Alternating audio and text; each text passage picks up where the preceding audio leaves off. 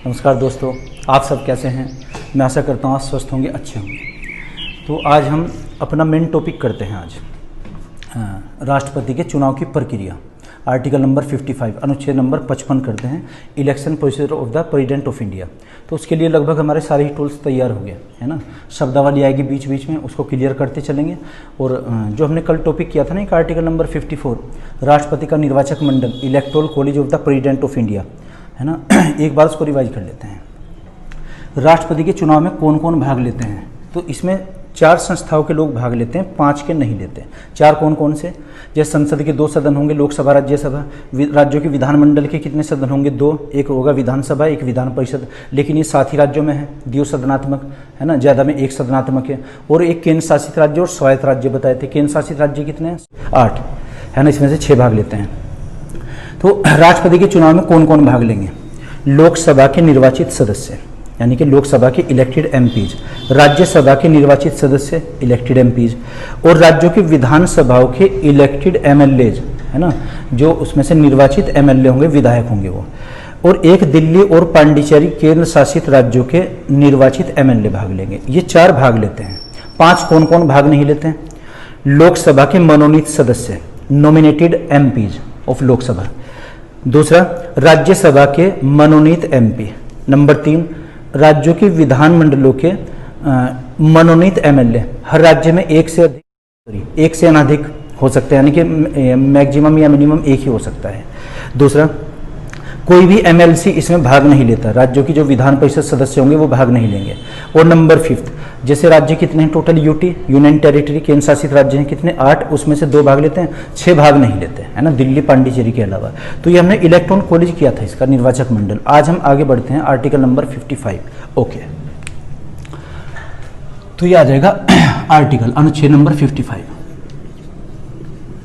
Article number 55, है ना। इसमें क्या है? राष्ट्रपति के निर्वाचन की प्रक्रिया, राष्ट्रपति निर्वाचन,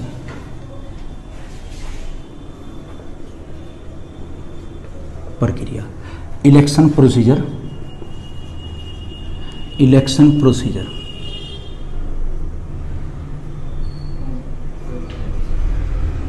प्रोसीजर ऑफ प्रेसिडेंट,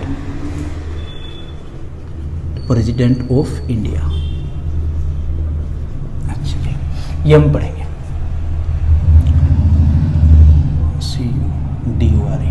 ये यू है यहाँ पर। ओके, तो राष्ट्रपति महोदय का जो चुनाव होगा ये एक शब्दावली है। एक तो अप्रत्यक्ष चुनाव, अप्रत्यक्ष जानते हैं, प्रत्यक्ष अप्रत्यक्ष।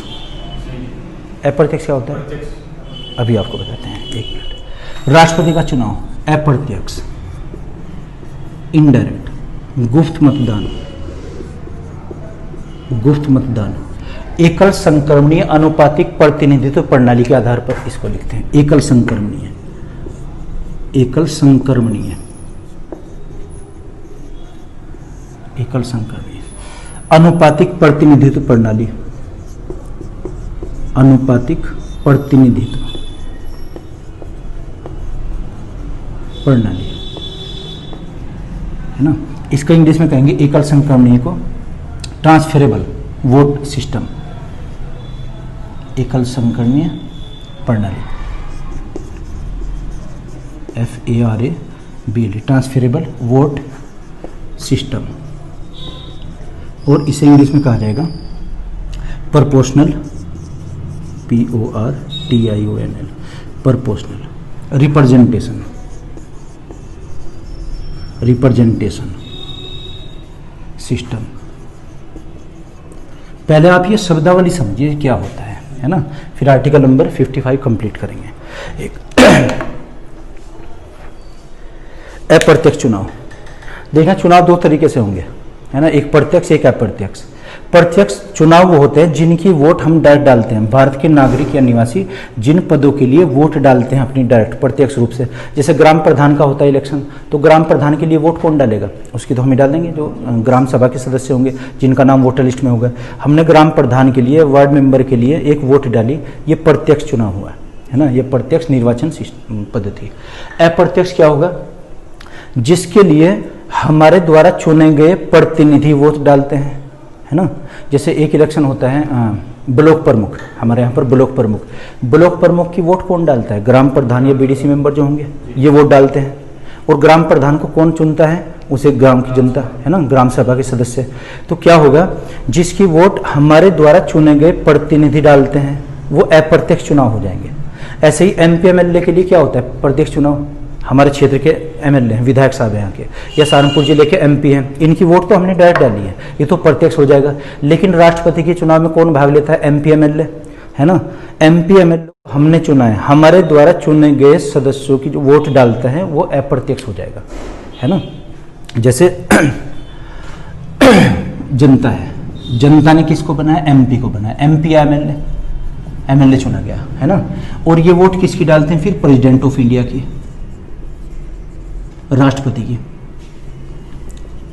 ये राष्ट्रपति के लिए वोट डालते हैं। जनता को, ये एमपी को किसने चुना? जनता ने, है ना। और एमपी के लिए, एमपी किसको वोट डालते हैं? राष्ट्रपति, उपराष्ट्रपति के लिए। तो अब ये जनता के लिए अप्रत्यक्ष चुनाव हो जाएगा, समझ गए ना। अप्रत्यक्ष इसे कहेंगे। जनता ने एमपी एमएलए बनाए, एमपी एमएलए ने प्रेसिडेंट ऑफ इंडिया के लिए वोट डाली, है ना। तो ये पद्धति क्या कहलाएगी? जब जनता के रेफरेंस में हम कहेंगे अप्रत्यक्ष चुनाव प्रणाली, इनडायरेक्ट इलेक्शन, समझ गए ना। इनडायरेक्ट क्या होता है? तो राष्ट्रपति का चुनाव इनडायरेक्ट होता है। दूसरी शब्दावली देखिए, गुप्त मतदान। गुप्त मतदान का मतलब कि वोट बताने का अधिकार किसी के पास नहीं कि हम किसको वोट डालेंगे, ना ही कोई दबाव डालकर हमारे से वोट ले सकता है ना। हिडन रूप से डालते हैं, देखा ना, बैलेट बॉक्स होते हैं बने हुए, उसमें हम वोट डालते हैं, वोटिंग मशीन से डालें या पेपर से डालें। ये क्या हो जाएंगे? ज़्यादातर जो चुनाव में गुप्त मतदान होता है ना, यानी कि कंसील करके, छुपा कर वोट डाली जाए। अप्रत्यक्ष जिसकी वोट हम नहीं डालते, डायरेक्ट, है ना। गुप्त मतदान, सभी लगभग गुप्त मतदान होते हैं।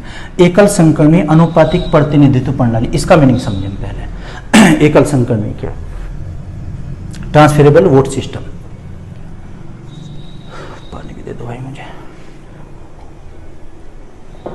ट्रांसफरेबल वोट देखना। इसमें क्या होगा, जैसे इलेक्शन में सभी राज्य भाग लेते हैं, अगर किसी राज्य में सरकार नहीं है, वहाँ पर मान लो विधानसभा अस्तित्व में नहीं है, उसको स्किप कर देंगे। क्वेश्चन आया हुआ कि अगर किसी राज्य में सरकार नहीं है या इमरजेंसी लगी हुई है, क्या राष्ट्रपति का चुनाव रोक दिया जाएगा? बिल्कुल नहीं रुकेगा, इलेक्शन होगा, उस राज्य को निकाल देंगे, उसकी वोटिंग नहीं होगी वहाँ पर, है ना। फिर भी जैसे चुनाव आयोग उचित समझे। तो एकल संकरण में ये होगा कि जितने राज्य इसमें भाग लेते हैं उनमें एमएलए की वोट वैल्यू बराबर आ जाए, ना, सबको इक्वल करने के लिए, लगभग समानता। अगर ये कहना कि एक सिंगल वर्ड में इसका मीनिंग क्या हुआ?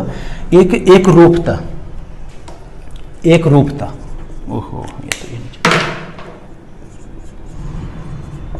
ये एक रूपता, है ना, यूनिफॉर्मेलिटी,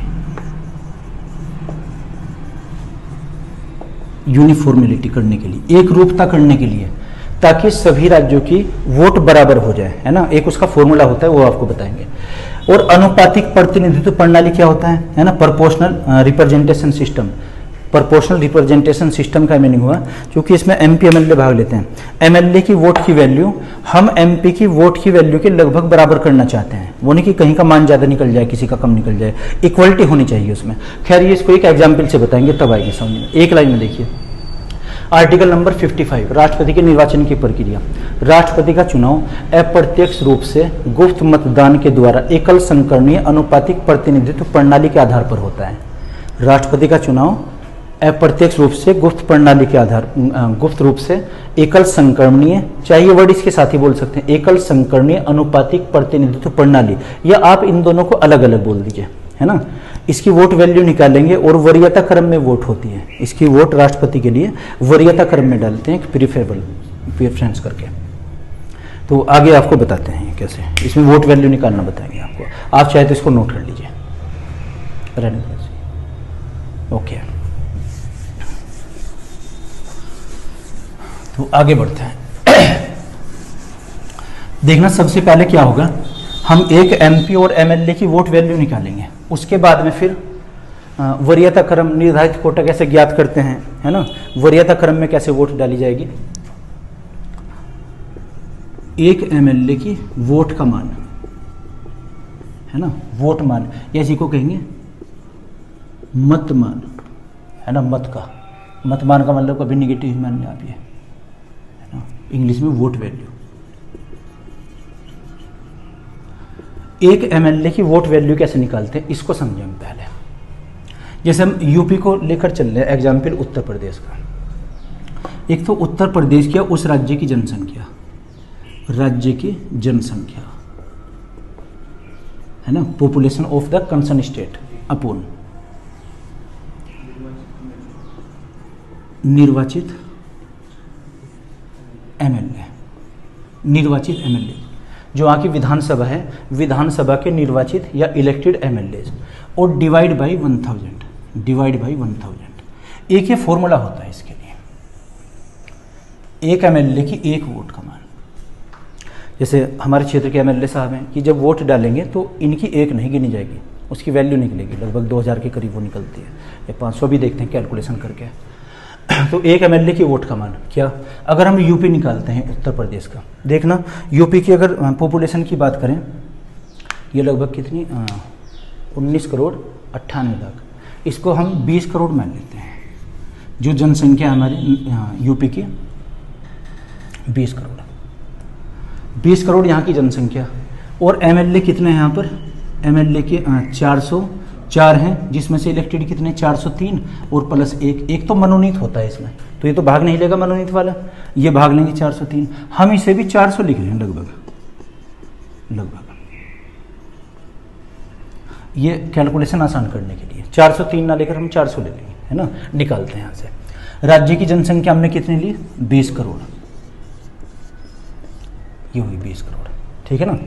और यहाँ के निर्वाचित एमएलए कितने हैं, 403 हैं, है ना, 403, हम इसको 400 ले रहे हैं, 400, ठीक है। और ये डिवाइड बाई 1000, ये भी नीचे आ जाएगा इसमें 1000, इससे ये कैंसिल हो जाएगा, ये 5 0 ये कैंसिल होगा, कितना है जी, 2 से भाग करेंगे, ये 4 से है ना, ये आगे 500। एक एमएलए की वोट का मान निकालता है, एक एमएलए वोट वैल्यू, एक एमएलए की वोट वैल्यू है ना, कितनी आ जाएगी 500। अगर हम टोटल निकालने लगे, कुल वोट वैल्यू, तो 500 को मल्टीप्लाई कर देंगे हम किससे, 400 से। 400 से अगर मल्टीप्लाई करते हैं कितना आ जाएगा, 5 चौक 20, और ये आ जाएगा जी। यानी कि यूपी से कितनी हुई, 2 लाख। यूपी की जो वोट होंगी टोटल, ये 2 लाख मानी जाएंगी वहाँ की। एमएलए कितने और हमारे लगभग 400, तो हमने ये लगभग में लिया है, एक लगभग में मान लिया, अप्रोक्स, है ना, यहाँ की टोटल वैल्यू इतनी होगी। अच्छा, इसी फॉर्मूले से अगर हम निकालने लगे कि यूपी से टोटल वैल्यू कितनी होगी एमएलए की, आप इसी फॉर्मूले से निकाल देखो, कुल वोट यूपी की, है ना, निकालेंगे। तो जो जनसंख्या है ना, एक ये जनसंख्या कितनी है यहाँ की, 20 करोड़ मान लिया हमने, 20 करोड़ बटे कितना था, टोटल कितने हैं 400, और 1000 नीचे आ जाएगा इसके, 1000, है ना। ये तो किसकी निकली है, एक की निकली है, हमें कितने की निकालनी है, 400 की, हमें निकालनी कुल 400 मेंबर की। तो मान लीजिए एक पेन का दाम इतना है, 400 पेन का दाम कितना होगा, 400 से मल्टीप्लाई कर देंगे। तो अगर यहीं पर हम 400 से गुना करते हैं इसको, ये 400 से मल्टीप्लाई कर दिया, इससे संख्या कट जाएगी, 3 0 से 3 0 कितना है, अब भी 2 लाख आता है ना। तो अगर ये कहा जाए कि किसी राज्य की वोट वैल्यू कितनी है, तो वहाँ की जनसंख्या को 1000 से डिवाइड कर दो सीधे, फिर ये इलेक्टेड मेंबर्स नहीं लिखा जाएगा। अगर कहें यूपी में कितने, तो इसको निकालने के 2 तरीके हैं, क्या, एक तो एक एमएलए की वोट वैल्यू निकालिए आप, ये और टोटल नंबर ऑफ एमएलए जितने यहाँ पर है इलेक्टेड, उससे मल्टीप्लाई कर देंगे। अब नीचे का जो मान है इससे कैंसिल आउट हो जाएगा, कैंसिल होगा तो वही 2 लाख आएगा, चाहे आप इससे निकाल लीजिए। लेकिन हमें इतने लेंथी तरीके से नहीं करना, हमारे एग्जाम में तो ये क्वेश्चन पूछा जाता है, ये फॉर्मूला सिर्फ आपको ये नोट करना है कि एक एमएलए की वोट का मान कैसे निकालते हैं, राज्य की जनसंख्या बटे निर्वाचित एमएलए डिवाइड बाई 1000।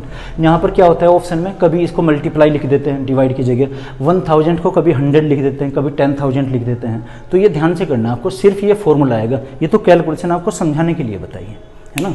इसको आप चाहे तो नोट कर लीजिए, आगे बढ़ते हैं। फिर ये नोट कर लो आप, गर्मी आज भी बहुत है, जूम करके नोट कर लो जैसे भी करना चाहे। ओके, नोट कर लिया, ठीक है। इसमें कुछ क्वेश्चन पूछना हो तो आपको, कुछ और, सब क्लियर हैं? ये शब्दावली अनुपातिक प्रतिनिधित्व प्रणाली आई थी, अप्रत्यक्ष। ओके, आगे बढ़ते हैं। देखना इससे हमने क्या निकाला है, 1 MLA की वोट का मान। एक का कैसे निकालते हैं, सिर्फ फॉर्मूला याद करना है, वो निकाल करनी है आपको दिखानी। ये तो एग्जाम पे लिया था हमने 20 करोड़ का एक, है ना, जिससे वैल्यू हमारी 500 आई थी और 2 लाख। अगर टोटल राज्य की निकाले 400 सीट मानकर तो 2 लाख, और अगर एक की निकाले तो 500 निकलती है। ओके, अब हम निकालते हैं 1 MP की वोट वैल्यू, 1 MP की वोट का मान, वोट का मान निकालते हैं। तो ये कैसे निकलेगा, देखना क्वेश्चन आया हुआ है कि भारत में कितने राज्य इलेक्शन में भाग लेते हैं। टोटल कितने राज्य हैं, 38। इसमें से केंद्र शासित कितने, यूटी 8, तो 36 - 8 कितना हुआ, 28। 28 तो राज्य भाग लेंगे, स्वतंत्र हैं, और 2 केंद्र शासित कितना हुआ, 30 राज्य भाग लेते हैं, ठीक है ना। सभी राज्यों के MLA की वोट का मान और बटे elected MPs of both houses of parliament, है ना। सभी राज्यों के, जो हमने फॉर्मूला लगाया था, यूपी की कितनी आई थी, 2 लाख। यही फॉर्मूला पहले वाला अप्लाई करके सब राज्यों की निकाल लेंगे, 30 के 30 की हम, है ना। जो सभी राज्यों के MLAs की वोट वैल्यू का योग और बटे दोनों सदनों के निर्वाचित MPs, है ना, MPs। इसमें लोकसभा और राज्यसभा दोनों आएंगे, लोकसभा और राज्यसभा। इसको आपको किसी से डिवाइड नहीं करना, है ना। क्या होगा, सभी राज्यों के, सभी राज्य कितने, 30 राज्य हैं, 30 राज्यों की MLA की वोट वैल्यू, जैसे हमने यूपी की निकाली थी, और इसको डिवाइड करना है दोनों सदनों के निर्वाचित MP। दोनों सदनों में कितने हैं, हमने संसद में कितने सदन थे हमारे, 2। हाँ, संसद, इसमें 2 थे, एक तो लोकसभा और एक राज्यसभा। लोकसभा के MP कितने थे, 543, जिसमें से 545 थे टोटल, है ना, 545। इसके फिर 2 पार्ट किए, 543 और 2, और यहाँ पर कितने टोटल, 245। इसके हमने पार्ट करेंगे 233, और यहाँ पर आ जाएगा 12। तो ये तो क्या थे, मनोनीत, ये भी मनोनीत है ना। ये भाग नहीं लेते इसमें, राष्ट्रपति के चुनाव में ये भाग नहीं लेते मनोनीत वाले, इलेक्टेड भाग लेते हैं। तो 543 ये और 233, इसको अगर जोड़ते हैं हम कितना आ जाएगा, 776, 776। यहाँ पर जो हम लिखे हैं ना, दोनों सदनों के निर्वाचित MPs, तो दोनों कितने हुए इलेक्टेड, 776, 776 हुए। हमें डिवाइड 776 से करना है, और ये वोट वैल्यू आएगी सबकी निकाल के। सिर्फ आपको फॉर्मूला याद करना है, कैलकुलेशन में नहीं फंसना है ना, वो कैलकुलेशन नहीं आएगी एग्जाम में ज़्यादा। तो 1 MLA की वोट कैसे निकालते हैं, 1 MP की वोट कैसे निकालते हैं, ठीक है ना। तो आप इसे नोट करो, आप तब तक अभी करते हैं।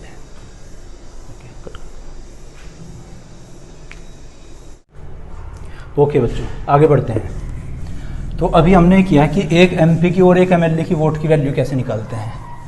अब आगे देखते हैं कि वरीयता क्रम क्या होता है, और इसमें एक निर्धारित कोटा, है ना, वोट के लिए निर्धारित कोटा,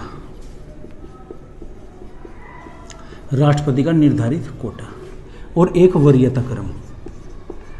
वरीयता क्रम, राष्ट्रपति की जो वोटिंग है ये वरीयता क्रम में होती है, कि प्रेफरेंसेबल, है ना। और निर्धारित कोटा क्या होता है, ये निर्धारित कोटा 50% +1, यानी कि वोटिंग का जो टोटल वैल्यू निकली है उसके 50% से एक अधिक। कभी आप इसे गलती से 51% मान लें, ये 51% नहीं है, 50% में एक अधिक वैल्यू, है ना। तो जैसे ग्राम प्रधान का इलेक्शन होता है, ग्राम प्रधान में मान लीजिए 3 या 4 वो है उम्मीदवार, है ना, इतने मेंबर खड़े हुए हैं इलेक्शन में, तो जिसके वोट जितनी डलेंगी उसी के खाते में जाएंगे। लेकिन राष्ट्रपति के लिए ऐसा नहीं है। ग्राम प्रधान में तो हम एक व्यक्ति को एक वोट देते हैं, अगर 4 मेंबर हैं तो 4 में से किसी एक को दी जाएगी। लेकिन राष्ट्रपति पद के लिए अगर 4 उम्मीदवार हैं तो उन चारों को ही वोट डालेंगे हम। इसको वरीयता क्रम बोलते हैं। राष्ट्रपति का चुनाव वरीयता क्रम में होता है ना। जैसे क्रिकेट खिलाड़ी होते हैं, टीम में कितने मेंबर्स हैं, 11 तो 11 में से अगर हमें कोई ये कहे कि आप किसको पसंद करते हो, किसको ज़्यादा लाइक करते हो, मतलब हम कहें कि हम तो कैप्टन को करते हैं, किसी बॉलर को करते हैं, इसका मतलब वो नहीं कि 10 खिलाड़ी और रद्दी हैं, बिल्कुल वो भी, उनको भी प्रेफरेंस दी जाएगी, लेकिन हम किसी न किसी आधार पर उनको लाइक करते हैं ऐसा।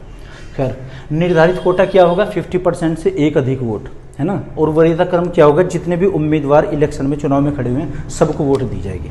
जैसे इसको एक बार और समझिए, निर्धारित कोटे को, अगर एक ग्राम प्रधान की बात करें चुनाव की, मान लो 1 ग्राम की गांव की पोलिंग है 5000, इसका 50% कितना हुआ, 50% से एक अधिक, ये हो जाएगा 2500 और प्लस 1 यानी कि 2501 वोट है। अगर ग्राम प्रधान का इलेक्शन भी वरीयता क्रम में या अनुपातिक प्रतिनिधित्व प्रणाली के आधार पर हो, तो जिस उम्मीदवार के पास में 2501 वोट आएंगी वो ग्राम प्रधान घोषित हो जाएगा। लेकिन ग्राम प्रधान के लिए तो ये अप्लाई है कि जिसकी जितनी वोट है उतनी ही गिनी जाएंगी, है ना।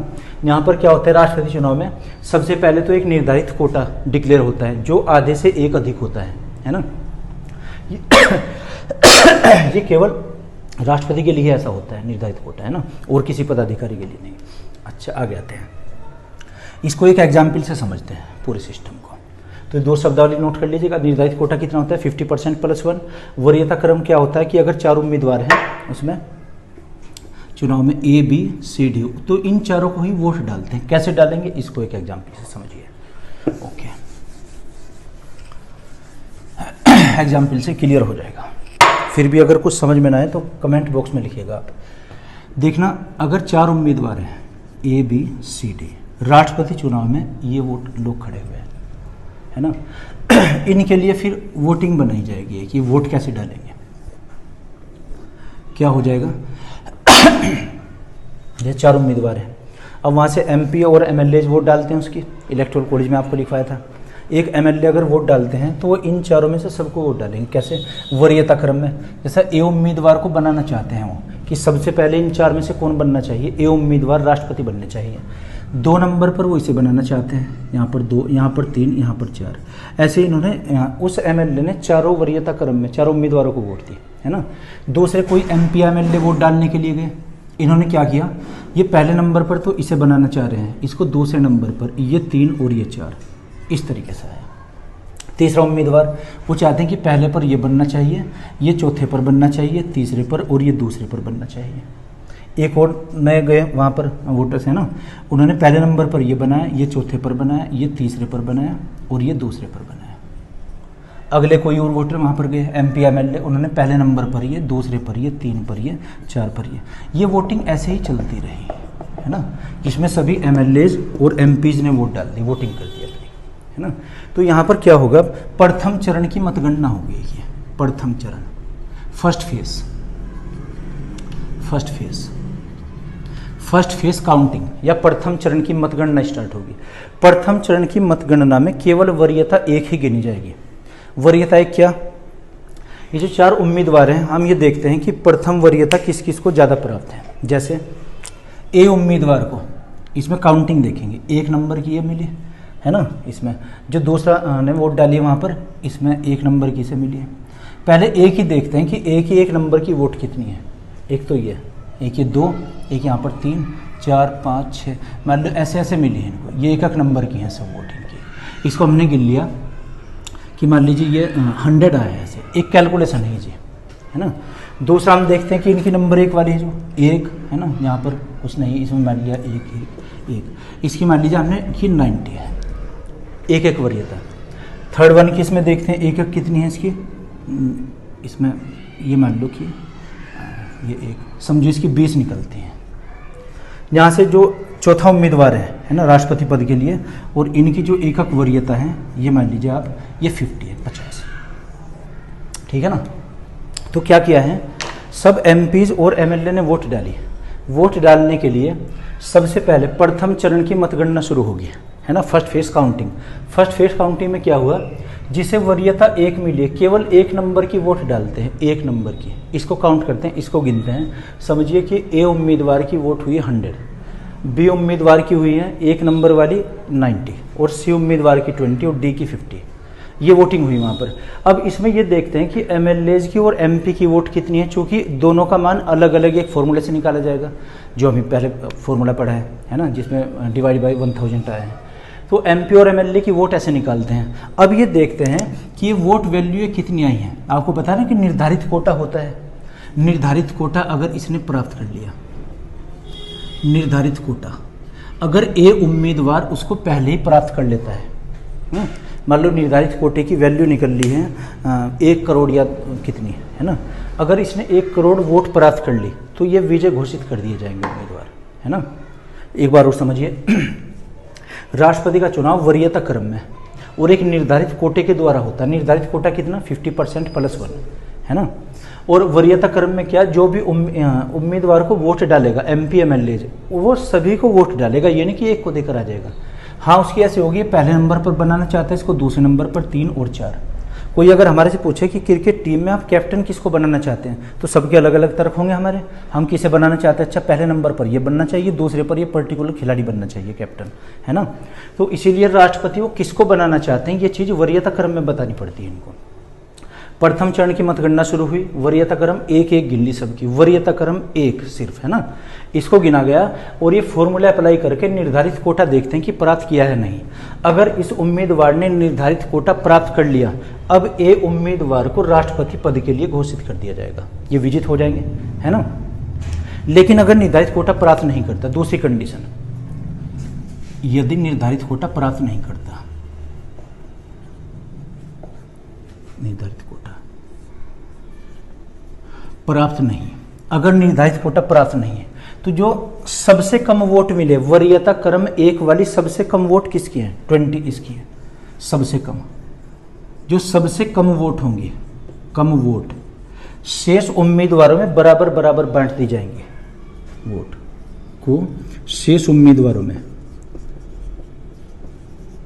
शेष उम्मीदवारी कैंडिडेट्स में बराबर बराबर बराबर बांट देते हैं,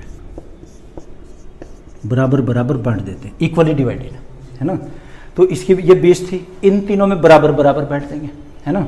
इन तीनों में कैसे बांटी जाएगी, तो 20 है, आयोग जैसा भी उचित करे ना, पॉइंट में उसको पूरी वोट मानता है या नहीं, इनमें देखते हैं। तो मान लीजिए इसके पास निर्धारित कोटा प्राप्त होने के चांस थे, लेकिन किसी कारणवश ये कर नहीं पाए ए उम्मीदवार। तो अब ये देखते हैं, जब वरीयता क्रम 1 की ही चल रही है और ये फर्स्ट फेज की काउंटिंग, इसमें से सबसे कम वोट लेकर इन तीनों में शेष में बराबर बराबर बांटेंगे। अब देखते हैं कि निर्धारित कोटा ये प्राप्त करता है या नहीं, है ना। अब इसने निर्धारित कोटा प्राप्त नहीं किया तो क्या होगा, अब दूसरे चरण की मतगणना शुरू होगी, second phase counting, second phase counting, दूसरे चरण की मतगणना, दूसरे चरण की मतगणना, है ना, ये ऐसे आ जाएगी। इसमें क्या होगा, जैसे हमने प्रथम वरीयता गिनी थी, फर्स्ट, है ना, प्रेफरेंस, सेकंड चरण में हम क्या करेंगे, सेकंड फेज में, इसमें दूसरे चरण की मतगणना, दूसरे की देखते हैं, इसे 2 नंबर की वोट कितनी मिले, 1 2, है ना, इसे तो 2 मिले, यहाँ पर 1, है ना, 2 3 4 या कितनी। जैसे हमने पहले चरण की मतगणना निकाली है, ऐसे ही दूसरे चरण की निकालते हैं, है ना। दूसरे चरण में वो देखते हैं कि किसको निर्धारित कोटा किसी ने प्राप्त किया है ना, अगर नहीं करता फिर उसमें से भी जो सबसे कम वोट मिलेंगी उसकी वोट लेकर शेष 2 में बराबर बराबर बांट दिया जाएगा। 2 में तो हमें पता ही चल जाएगा, है ना, कि ये कौन विजित हुआ है। 2 में इक्वल नहीं हो सकती क्योंकि इनकी वोट लेकर इक्वली डिवाइडेड हो रहा है। ये ऐसा क्यों किया जाता है, ये इतनी कॉम्प्लिकेटेड प्रक्रिया क्यों बनाएंगे इसकी। क्वेश्चन आता है कि कौन से राष्ट्रपति थे जिनके मतगणना में दूसरे चरण की मतगणना की आवश्यकता पड़ी थी, वीवी गिरी, है ना, जो पहले उपराष्ट्रपति भी थे और बाद में फिर राष्ट्रपति भी बने। खैर, एक तो इसलिए कि जिसकी भी हम जो भी कम वोट प्राप्त उम्मीदवार था उसकी वोट लेकर बराबर बराबर बांटा गया। इसकी वोट ले लेते हैं और इस मेंबर को बाहर निकाल देते हैं, मतलब पहले 4 थे, 4 में से 1 की वोट ली गई, इसको कैंडिडेट को बाहर निकाला गया, अब 3 में इक्वली डिवाइडेड, और जो 3 हैं इनमें से भी जिसको सबसे कम मिलेगी उसकी वोट लेकर शेष 2 में बराबर, अगर वो निर्धारित कोटा पहले प्राप्त नहीं करता तो 2 बचेंगे, 2 में तो कोई ना कोई विजित घोषित होगा, यानी कि राष्ट्रपति पद के लिए री इलेक्शन ना हो जाए, दोबारा चुनाव ना हो, उससे बचने के लिए ऐसा करते हैं, ठीक है ना। तो अगर यह है ना कि इतना कॉम्प्लिकेटेड प्रक्रिया क्यों बनाई गई, री इलेक्शन से बचने के लिए, है ना, दूसरी बार चुनाव ना हो, ये प्रक्रिया रोकने के लिए ऐसा करते हैं। दूसरा कि इसमें किसी की जो वोट है वो भी वेस्ट ना होनी चाहिए। जैसे ग्राम प्रधान है तो ग्राम प्रधान में जिसको कम मिली है, जो हारने वाला मेंबर है, हारने वाला उम्मीदवार, जो वो कैंडिडेट हारा है तो उसकी तो वोटिंग वेस्ट गई, हो तो यानी कि अपने गलत व्यक्ति को वोट डाल दी। राष्ट्रपति चुनाव में ऐसा नहीं होता, इसमें अगर कैंडिडेट को बाहर निकाला गया उसकी वोट ले लेते हैं, ठीक है ना। तो आप इसको नोट कर लीजिए, अब फिर आगे और बढ़ते हैं।